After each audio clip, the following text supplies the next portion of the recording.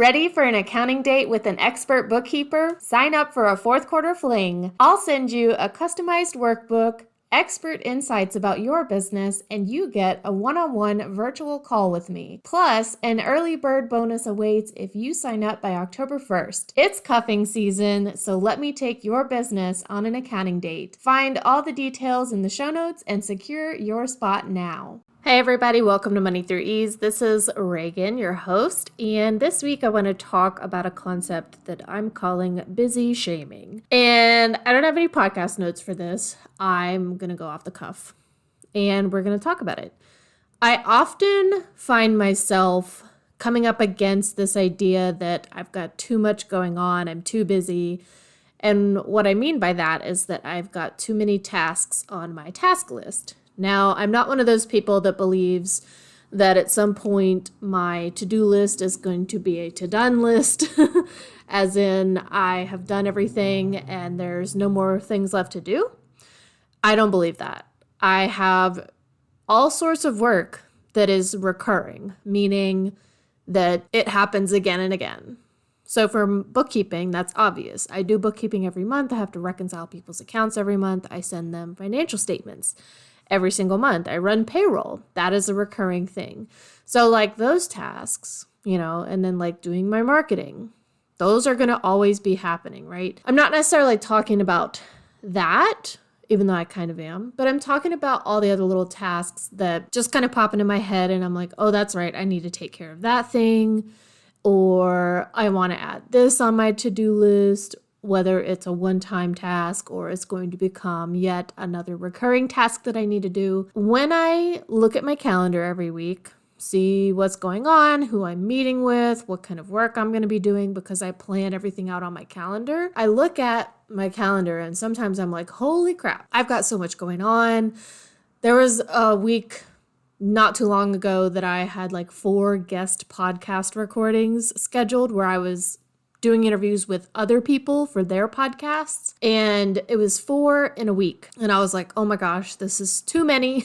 This is a lot of work and I'm going to be so busy this week. Like that's what I was thinking. I think I ended up burning myself out pretty quickly by the end of that week in terms of all the work that I was doing. That was, meeting with people, being interviewed for other people's podcasts. Yeah, like I just ended up doing a lot and I didn't actually schedule in time to rest. Part of me wants to say that like, oh, I was very productive that week. Oh, it was a good thing that I was so busy.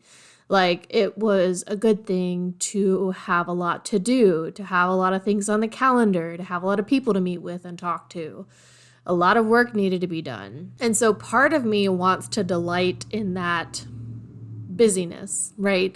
Part of me is like, yay, I'm busy. Like that's a good thing, right? That's good for my business if I'm busy. And then part of me is like, I never want that to happen again. I never want to have a week where I have like 4 podcast recordings in one week. That's just part of me though. Like that's not really the truth. I could probably do a podcast interview once a day if I really wanted to. Would I want to sustain that? Probably not, but it's okay if it happens like every once in a while that I just have a lot of interviews in one week. By the way, I have a page on my website where you can locate all of the other podcasts that I've been a guest on.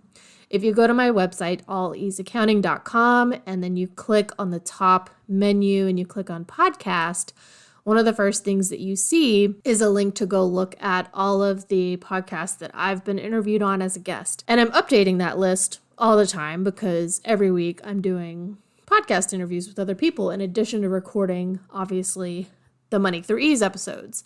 So if you're interested in listening to my interviews on other podcasts, go check that out on my website. It's under the podcast link at the top in the menu. Like I'm going to guess that would probably be a good thing for folks to go listen to those episodes and push the numbers so that they see that like my episodes that I was on their podcast gets more traffic. So that would be cool. Anyways, so is that something I'd want to do every week? Probably not. I do value rest and I've actually changed up my schedule a little bit recently. I just kind of had normal working hours when I started my business, like Monday through Friday, 9 to 5 were my hours that I was going to be working. And I decided to change that and tweak it.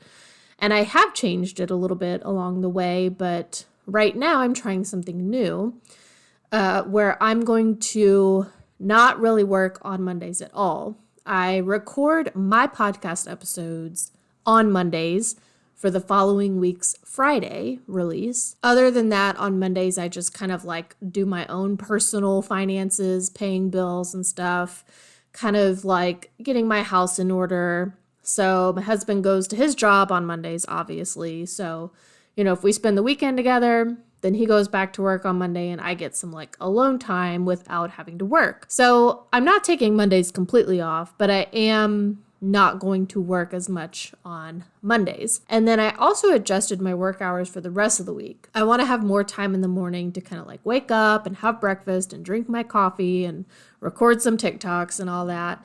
So I'm actually not going to get started with my work for my business or like my clients' work until about 10 a.m. every morning. And then I extended my work day to about 6. So I don't need to like cut it off at 5 and like stop working.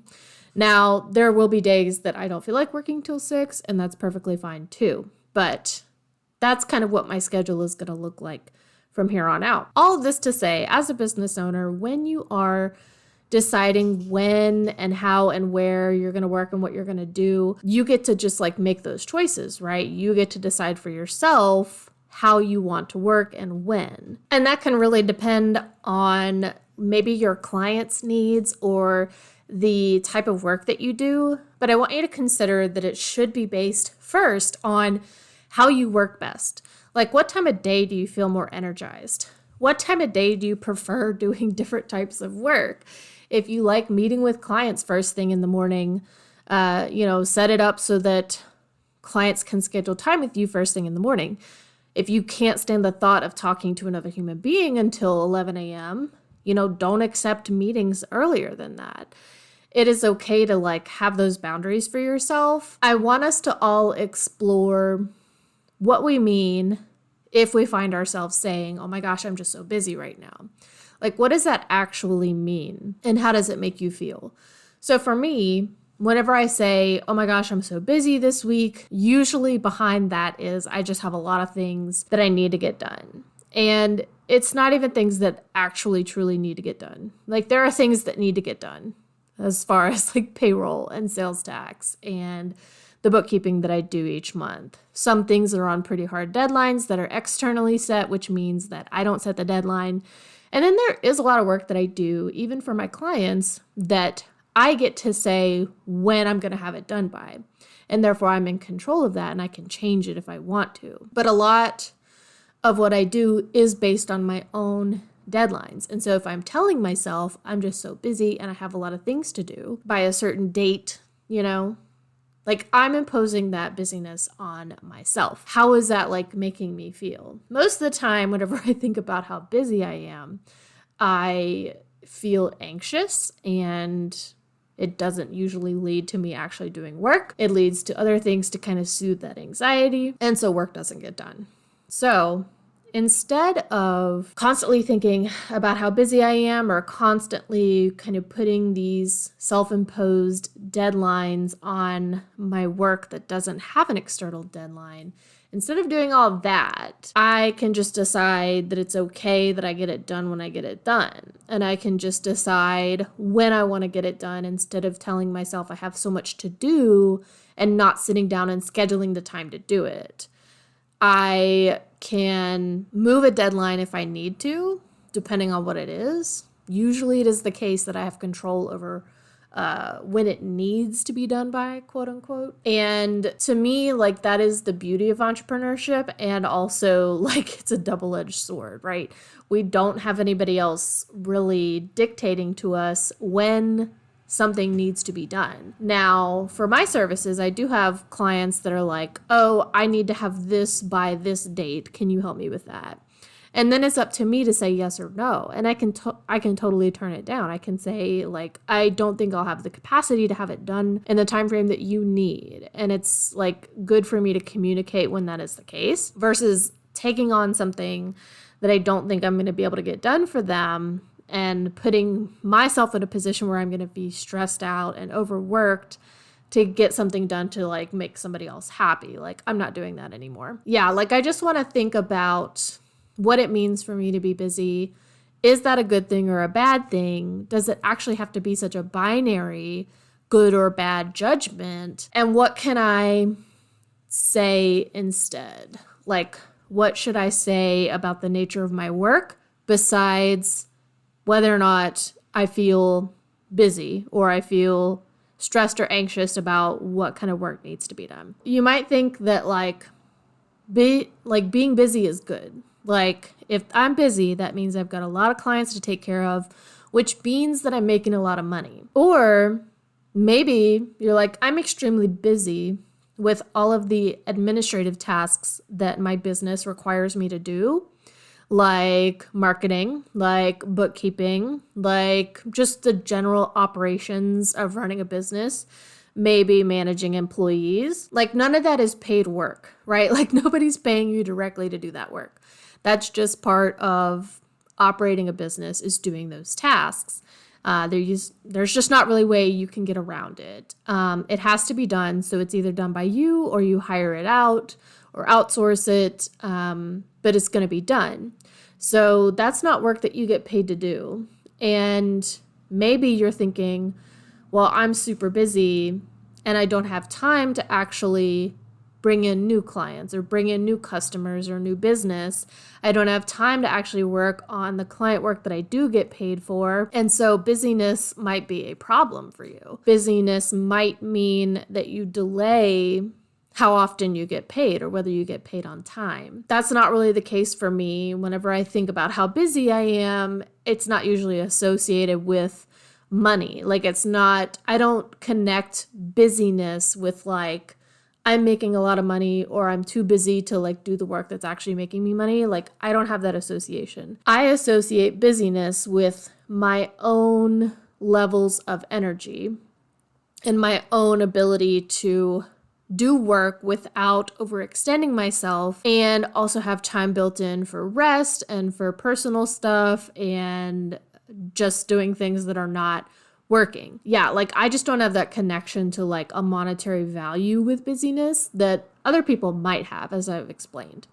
But to me, whenever I say, oh my gosh, I'm super busy, to me, that means that if I have a tank that is my energy capacity, and it starts off the beginning of the week at full capacity, by the end of a busy week for me, I may not have had time to refill my energy tank. And therefore, I have like lower energy levels, and I'm thinking I'm going to have to like buy back that energy by taking time off from work or like not doing something fun or not going somewhere and like staying home so that I can rest in order to fill that energy back up. So to me, it's not a monetary association, but an energetic association. And I see myself as having to put so much energy towards the busyness and then not having enough energy for myself. So I don't want to like operate that way.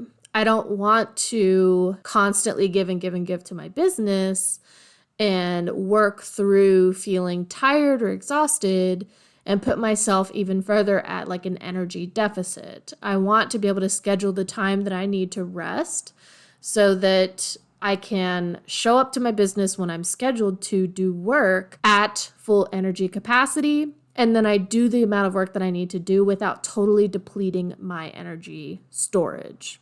So if you're kind of visualizing the tank analogy, you can kind of see where I'm going. I want to shift away from that. So that's going to be something that I am thinking about as we move into the new year. And some of this starts with me readjusting my work schedule, which is kind of like what I talked about before, like adjusting my work hours and adjusting how many days a week I actually spend working, which work I do when. There's like client work that I have to do that my clients pay me to do. And then there's the administrative work that I have to do to run and operate my business and to grow my business.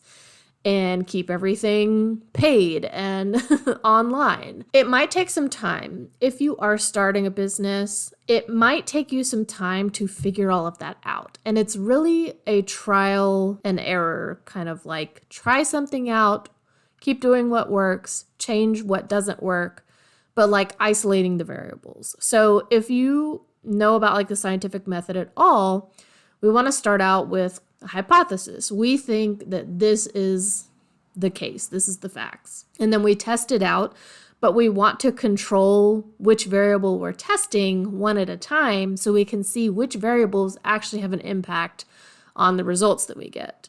So your variables might be what days of the week you work, how many days of the week you work, what work you do on specific days, what work you do at specific times, whether or not that involves you communicating with other people or doing solo work, how many hours in a day do you work, do you split up your time and give yourself a lot of breaks throughout the day, how long are those breaks? All of these things can be variables for you figuring out the best way for you to work.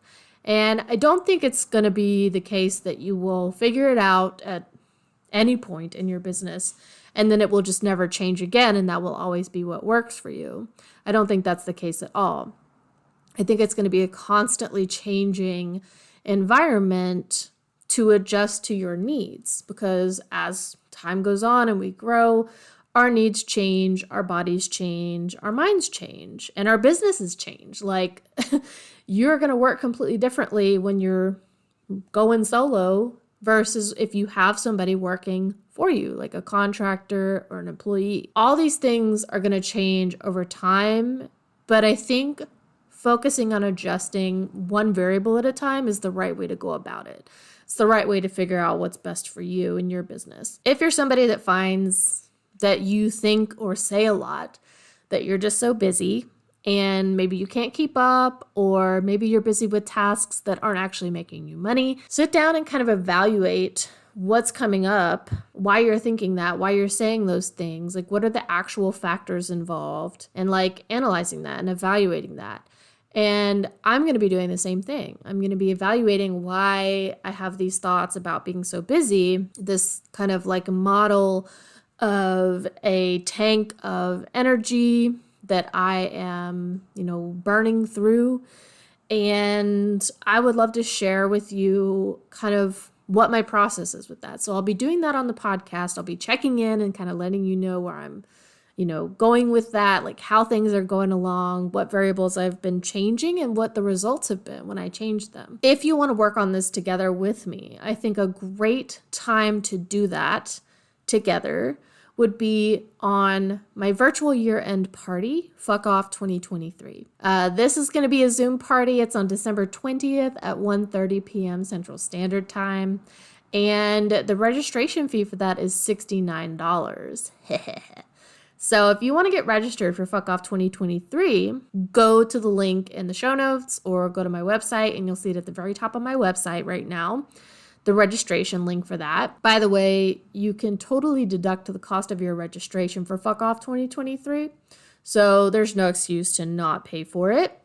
And if you register for Fuck Off 2023, that will give you access to be a beta tester for Mind the Gap. Mind the Gap is my entrepreneurial bookkeeping course that I'm launching next year after tax season is over in 2024. If you want to beta test that, that means you'll get access starting January 1st. So, a lot earlier than everybody else will get access.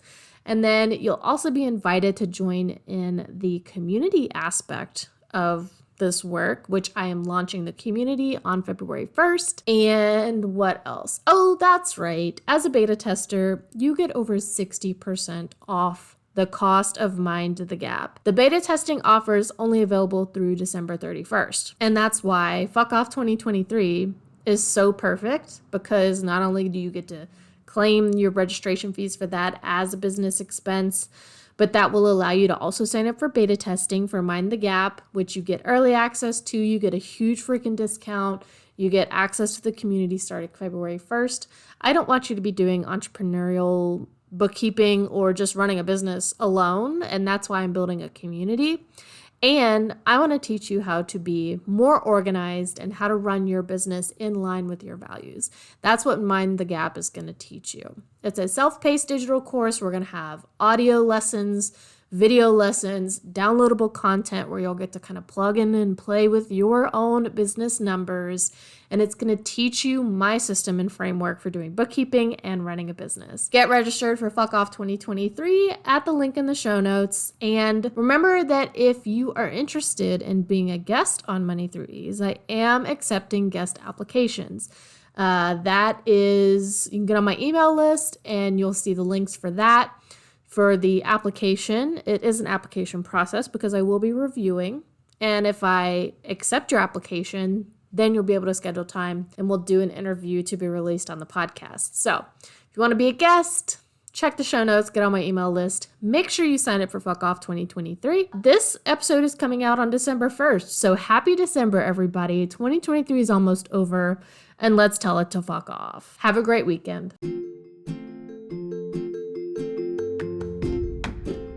Thanks for tuning in to Money Through Ease. If you enjoyed this episode, make sure to subscribe to my email list to stay up to date on all the latest content. You can also follow me on social media at All Ease Accounting or facebook.com/accounting with ease for even more insights and updates. And if you're interested in learning more about my bookkeeping services, don't hesitate to schedule a complimentary consult today. Thanks again for listening, and I'll see you next time.